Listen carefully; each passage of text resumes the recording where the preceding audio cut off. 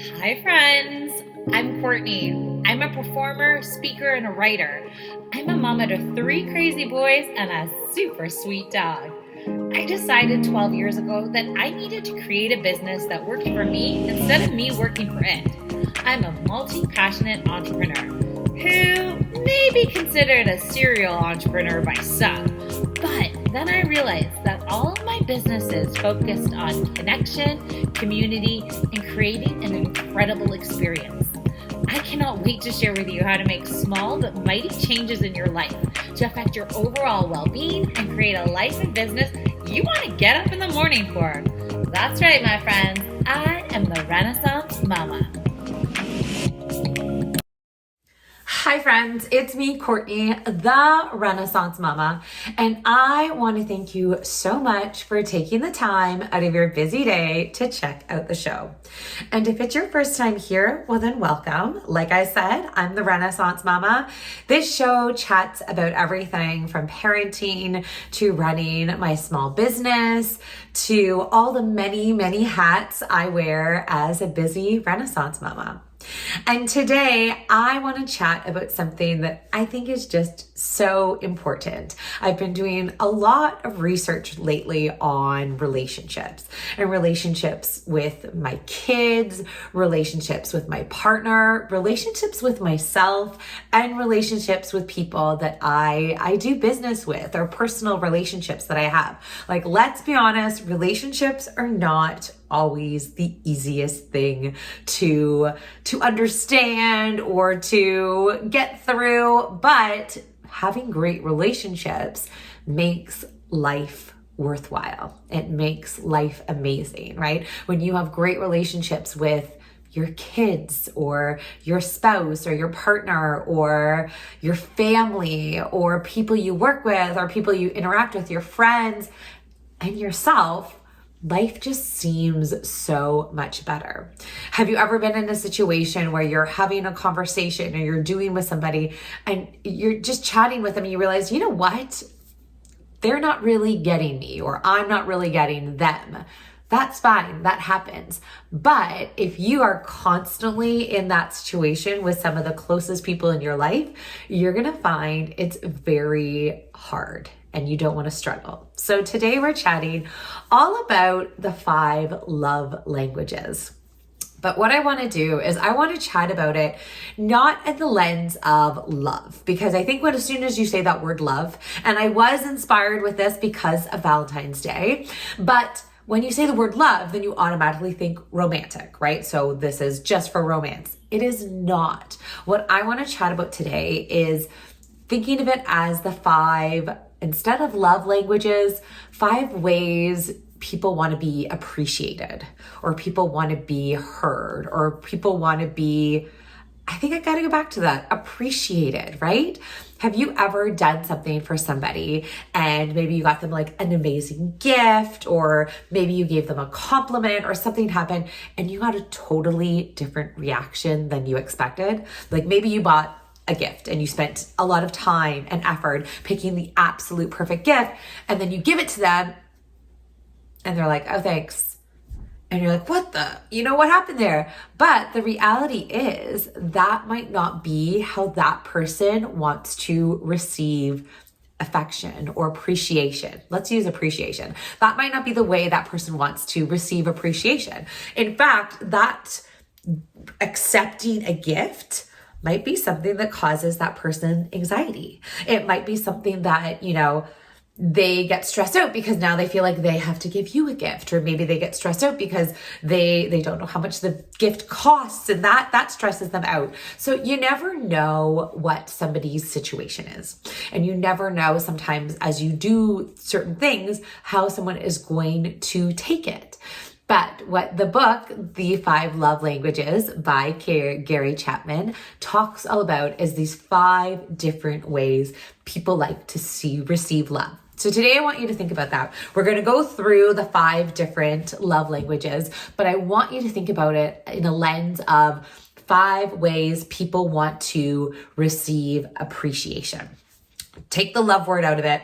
We're talking appreciation. And then when we talk the word appreciation, then you could use this with your kids. You can use it with your partner. You can use it with your friends, but you could also use it with people you work with, or you could use it in, different acquaintances, relationships that are not love relationships, but it's still the same concept. Like, imagine every time you met somebody, they gave you a cheat sheet of like, hey, this is how I like to be appreciated, right? Like, then there wouldn't be as much trying to figure things out. There wouldn't be so much guessing. There wouldn't be so much people taking things the wrong way. Because if I knew this is how you want to be appreciated, then that's how I would show it. I was working last summer and I had a whole bunch of staff under me. And what I had realized was that many of them were very obviously unique, very different. And the way that as a company, we were showing appreciation, we were buying them little treats or buying them snacks or, celebrating them in this big way. And what I noticed is they'd all kind of be like, oh, thanks. Oh, yeah. Oh, great. Whatever. But I wasn't really getting my point across. So I ended up spending one night sending them all voice memos and talking about personal situations that they were in or moments that I noticed. And I just really wanted to tell them I appreciate them. I really wanted to highlight something that they were doing that I saw and I really loved. And I will say not everybody, because let's be honest, that's not all the same people having the same love language, but at least a quarter of them were so thankful. And they were so grateful because they didn't want me to make it a big announcement in front of everybody. That's not how they received appreciation, but they loved that like personal little touch. And they loved me really mentioning those specific details. And it cost me nothing. So as we talk about, like I said, talk about these love languages, I want you to think about it as the 5 different ways people want to be appreciated. Okay, so the first thing to know before we go through all 5 of these love languages is that you necessarily might not want one thing. There's usually something that's your top thing, but then it goes second, third, fourth, fifth. Like, you could actually want different love languages at different times in your life, but there's usually 1, 2, like it kind of goes in a hierarchy. So it's definitely not like your one love language and that's it. There's multiple, but there's ones that you appreciate more than others.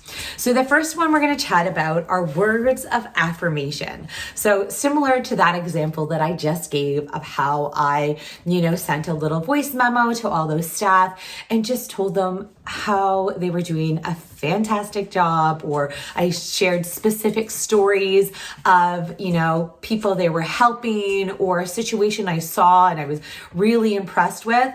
Words of affirmation is, of course, sharing with somebody how much you value them, or sharing, giving them compliments, telling them lovely things about them.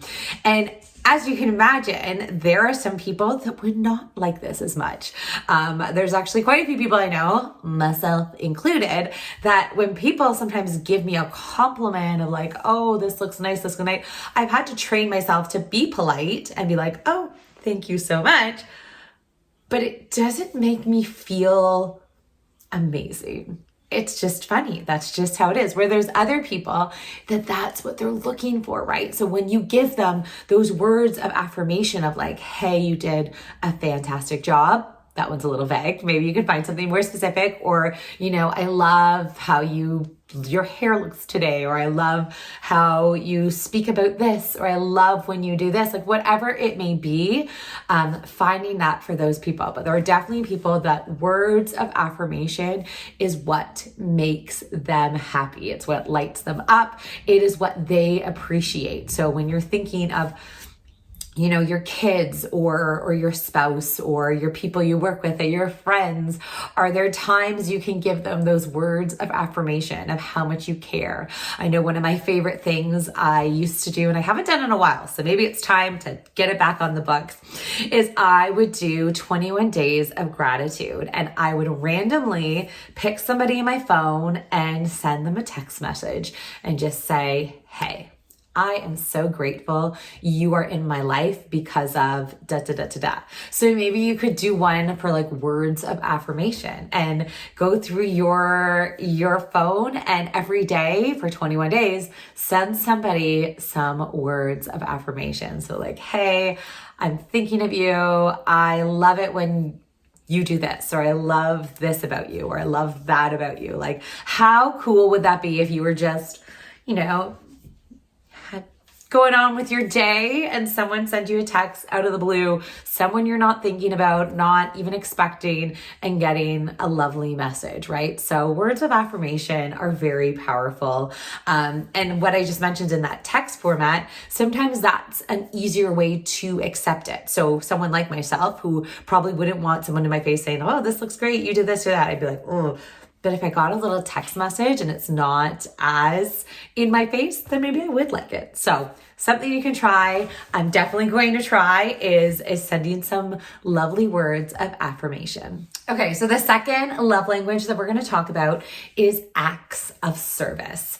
And this could be anything. It's doing something kind for somebody, especially if they haven't asked, right? Like just out of the goodness of your heart, you do something kind for somebody, and that's how you, maybe it's how you show your love language, or it's maybe how they best receive it. I will tell you a funny little story is years ago when my husband and I first moved in with each other, and we ended up buying a house in the middle of nowhere, and we got tons and tons of snow. And I noticed that he, every time it snowed, would wipe off all the snow off of my vehicle. So by the time I came out or had to go to work or whatever I had to do, it was taken off. And I just was always like, oh my gosh, that's such a lovely little like thing to do. But that's how he liked to show his affection, and that's how he showed his appreciation. So it was always something really lovely. Unfortunately, I don't normally think that way, so it's not always reciprocated, but we're just like acts of service. Things you can do for somebody is a beautiful way to show your appreciation, show how you care about them. I feel as a mom, I am constantly doing acts of service for my kids that they totally don't know I'm doing or don't care about. So that's probably not the way that they receive their love language, right? Like they're like, if the room's clean or I made them dinner, whatever, they're like so used to it. It's not a big deal. It's not anything special. So that to me is, I know, okay, that's not how they receive their love language. And that's what this is kind of all about, is not only finding how you want to receive your love language, but really getting clear on those people around you and how they want to receive it. And then sometimes it's how you like to give it as well. But like I said before, if you are, someone who loves to give words of affirmation and you notice all the people around you are not responding to it, well, then it doesn't make sense, right? It doesn't make you happy to tell someone how great they are and they're like, okay, thanks. So it's really trying to find those ways of that it makes sense for you, but it really makes sense for them. So watch the cues, check your people the next time you do something nice for them, and see if that's how they like to receive that affection and that appreciation. I always think it's fun in the workplace in particular is how can you find ways to do those acts of service? And once again, they don't have to cost anything. They don't have to take you a lot of time or effort. It's really just that like, hey, I was thinking of you today. I did this for you. And it could be something simple. Maybe you're cleaning up someone's desk for them. Maybe you're bringing somebody some warm coffee. Maybe you just do something lovely for people. And if you notice that you are getting a great reaction from that, then I would say that might be the way they like to receive their love language. The next one is physical touch. So once again, I know we automatically think of like romantic relationships and that physical touch, but maybe try and think of it out of that context. Like, how can you bring more physical touch to some of your people in your life?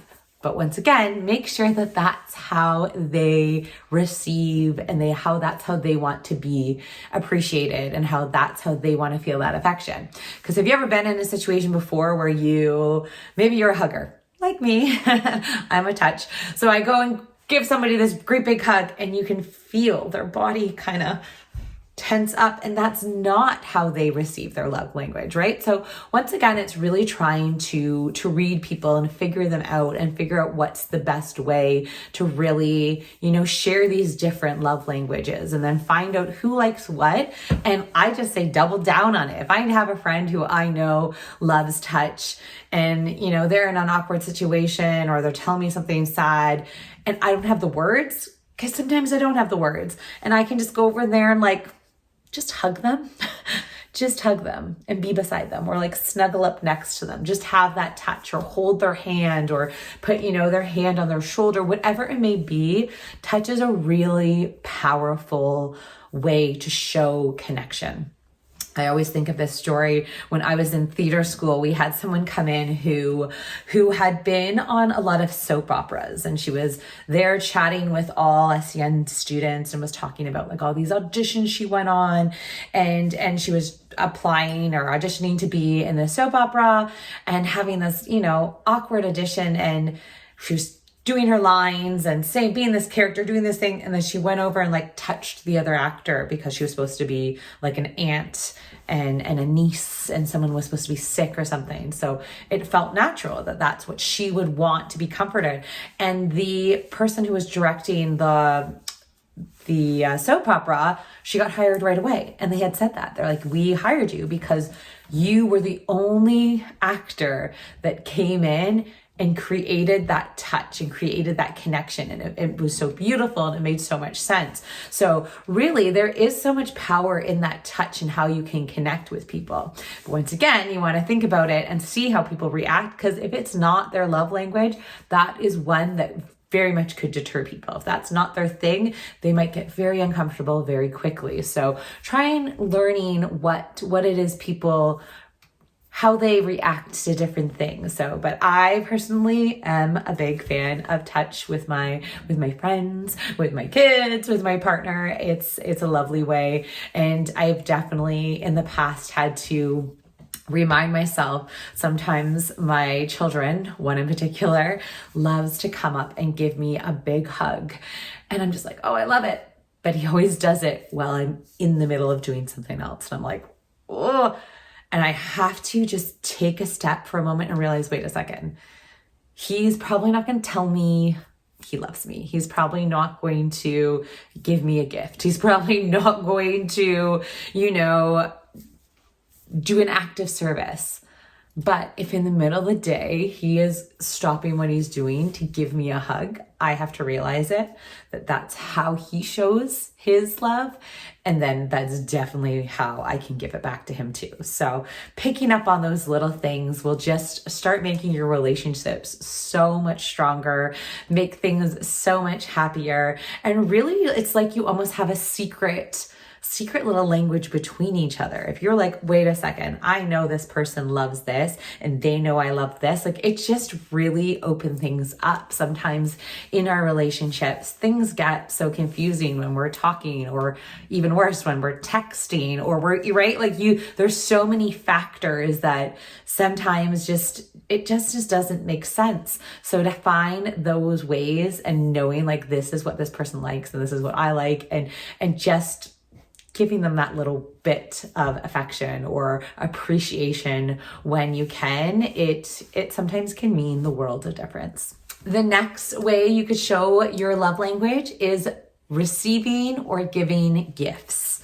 So this kind of goes back to where I gave that first example. Have you ever been in a situation where you've given someone this gift, taken all this time, and they're kind of like, oh, right? And they may not love it, or vice versa. Maybe you kind of picked something up on a whim and was like, I'm going to give it to this person. And then you give it to them and they are so grateful. And they are like, oh my gosh, I can't believe you gave this to me. Thank you so much. That's probably a person who that's how they appreciate, right? That's how they feel appreciated. So it's always trying to find that balance. I know for me, for years, my husband likes to spend money. And it's always a joke in our household that I'm the saver, he's the spender. And he always gets really into things. So he right now is really into this company. It's called Brewmate. They make cups and coolers and similar to a Yeti product, but cooler. and he loves it. So he's like constantly like a new color comes out and he buys it and he buys this and buys the different shapes and whatever's. And it was getting to the point where like every few months, he'd be like, hey, I bought you this cup. And he was so excited about it. He was so pumped about it. And I was kind of like, thanks. Because in my head, I'm thinking, I've got one of those already. Like, I appreciate it. Thank you. Obviously, I say thank you and I am appreciative, but it's not necessarily how I receive affection or how I receive appreciation. So we've had some talks about it, and like, yes, I love that you buy me things. That's very kind of you, but you definitely don't feel like you have to. And I think for him, he realized like, oh, wait a second, this is a way that I show love, because that's kind of what he grew up with. But when you realize the person that you're giving that love to, or the affection to, or even appreciation to, right? When we go back to thinking about workplace or, friendships or whatever it is, if that's not the way they're receiving it, then once again, there's that bit of a disconnect, right? So you do really want to find out how people are reacting when you're sharing this appreciation, and then finding the best way that they can align. So you know, this is what they're looking for, then this is what I'm going to provide them with. But yeah, so giving gifts or receiving gifts, that's definitely a way that people can show their appreciation, their affection, and their love. And then the last one is quality time. So I think that one's pretty self-explanatory. That's how some people just want to receive or give their love or their affection or their appreciation, right? We are so busy in this world that like, yeah, sometimes the best thing you can do is just spend a little time with somebody, right? Chat with them, tell them about your day, listen about their day, ask them questions, build those relationships. I mean, I'm sure we've all been in those places where we're like, oh my gosh, I'm so busy, or I haven't seen this person, we haven't connected. And then you stop, and whether it's a friend or family or anything, and you have a coffee and you chat and you're like, wow, like I feel so much better.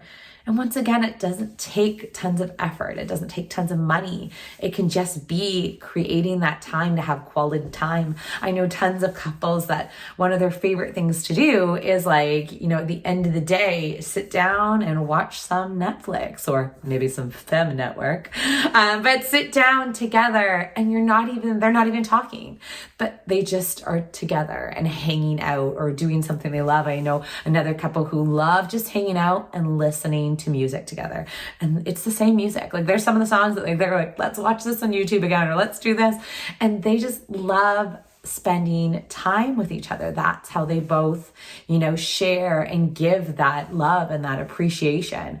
I also think when you're thinking quality time and you're thinking workplace or you're thinking those kind of relationships, like sometimes have you ever been in a situation where like your boss all of a sudden takes time out of their day to, come into your office or ask you some questions about something? Or I know my husband always gets very excited when the CEO of his company writes him a Christmas card and knows all the details about our family. And it's just that like, he knows like, okay, this man who's so important and who's so busy takes time out of his day to do this. Is that quality time, right? So if you can find ways to create quality time for people, I know for me, one of my favorite things is when somebody plans something for me. I was just having a conversation with some ladies and I was saying, for the majority, and I feel like with a lot of moms in particular, is that we are in charge of a lot of things, whether it's our business, our job, our kids, appointments, our households, our dinners, You always feel like you are making decisions. And for me, like sometimes that's the greatest surprise. If someone, whether it's my kids or my husband or even a friend said, hey, I've planned something tonight. Like I am in. I don't even care what it is. I just love that they took the time to plan it. I love that I didn't have to plan it. And I'm just like, I'm in. So that is, once again, something you can do to show somebody you appreciate them or you love them. Whatever you want to think about it, like just find how you can just give them that quality time, right? We all are so busy. Quality time is something that we all crave. So those are the 5 love languages, or for thinking today, 5 languages to show appreciation.